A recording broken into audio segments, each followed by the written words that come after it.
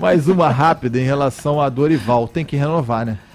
Pô, eu acho que tem que renovar com o Dorival. Agora, existe um ponto de interrogação enorme aí, que todo mundo já sabe, que é a questão da seleção brasileira, né? O Tite advogou, não, elogiou o Dorival, o Mano Menezes elogiou o Dorival, mas o Mano Menezes elogiou o Dorival, mas disse que está pronto para assumir novamente a seleção brasileira se for convidado. Mas aí, então, assim, entre Mano e Dorival... Elogiou o Dorival, mas já deixou o nomezinho dele ali também na plaquinha. Botou para concorrer a vaga. O Felipão elogiou o Dorival. Então, eu acho que sim. Eu acho que o Dorival tá com muita moral. A gente debatia isso, né, Glenda? Falava, se ele ganhar a Copa do Brasil e a Libertadores, aí passa a ter um peso. Ele ganhou, né? Não, ele ganhou a Copa do Brasil, ganhou a Libertadores, ele transformou esse time. A gente fica falando muito do Pedro, quer dizer...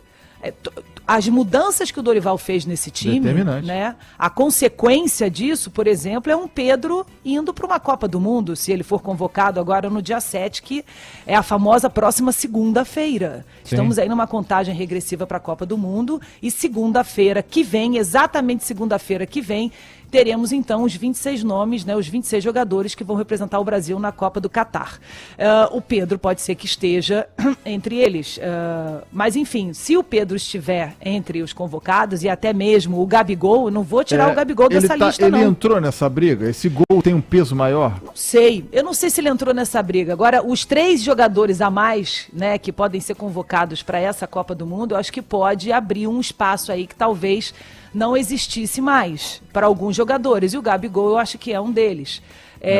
Mas enfim, não só isso, eu acho assim que ele mudou a posição de algum, por exemplo, Davi Luiz começou a jogar melhor, começou a dar muito mais segurança à zaga do Flamengo, o próprio Rodinei, o Everton Ribeiro começou a jogar um pouco mais para dentro, deixando, né, sair um pouco da ponta e começou a jogar um pouco mais para dentro.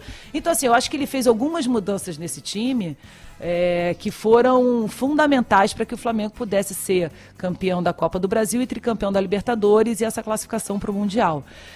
Eu acho que isso vem de experiência, né? Vem de muita experiência que ele tem. Eu até falei ontem os números do Doriva no Show do Esporte. Por exemplo, o Doriva assumiu o Fluminense, o Flamengo, não sei porque o Fluminense daqui a pouco a gente vai falar de Fluminense. O Doriva assumiu o Flamengo em junho, né? No início de junho, então em 5 meses, 2 títulos, Copa do Brasil, Liberta, mas olha só os números. Ele tem 72,6% de aproveitamento. São 39 jogos, 26 vitórias, 7 empates e apenas 6 derrotas. E como técnico, o Dorival Júnior tem 13 títulos, 5 vice-campeonatos e diversos quase, porque a gente não pode esquecer a quantidade de time que ele assumiu na zona de rebaixamento, tirou da zona de rebaixamento e depois ele acabou saindo do time. Inclusive, a última vez que ele passou pelo Flamengo foi exatamente uma decisão da nova diretoria, que é esta nova diretoria, verdade. Que é a nova diretoria do Landim. Ele era o técnico do Flamengo quando o Landim assumiu. E aí ele saiu, e o Doriva falou, quando ele saiu, né, tem uma passagem muito bacana do Doriva, e aí é uma passagem íntima dele com a equipe dele, né, que ele falou assim, eu ainda vou voltar no Flamengo e vou ser campeão com o Flamengo. Dito e feito. Cumpriu, ele teve a oportunidade e não jogou fora a oportunidade que caiu no colo dele, que foi assumir o Flamengo e foi campeão já, né? E na festa, Glenda, que aconteceu ontem aqui na Zona Sul do Rio, os jogadores, o pessoal da comissão técnica, alguns influencers que estavam lá gritaram Dorival Diola e tal. Ele falou, tomara que o presidente Rodolfo Landim esteja ouvindo isso para renovar o meu contrato. Ou seja, o homem tá afim. Botou até boné de abarreta e cantou trap, Glenda. Ele estava animado mesmo na festa. Não, e o Doriva é uma figura assim que eu acho que ele traz, sabe o quê? Eu acho que ele traz equilíbrio.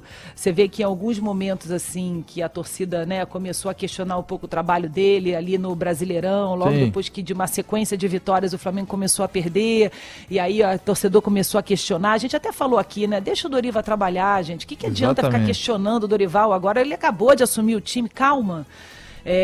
Enfim, e ele traz uma tranquilidade, ele traz uma maturidade, e esse jeito dele de ser família, ele preza a família, a união. Então você vê que ele uniu esse time que parecia um pouco desunido, ou então cada um por si, ele trouxe essa união de volta, e isso mostra o quê? Eu acho que uma das imagens mais legais que acabam mostrando, né, essa união do grupo, foi que, a gente sabe disso, no fim ali, depois comemorando o título da Libertadores, os jogadores se uniram e começaram a jogar o Doriva pro alto. Que legal. A última vez que eu vi o time fazer isso foi com o Jorge Jesus. Vocês lembram? Foi na despedida dele após o título do Campeonato Carioca.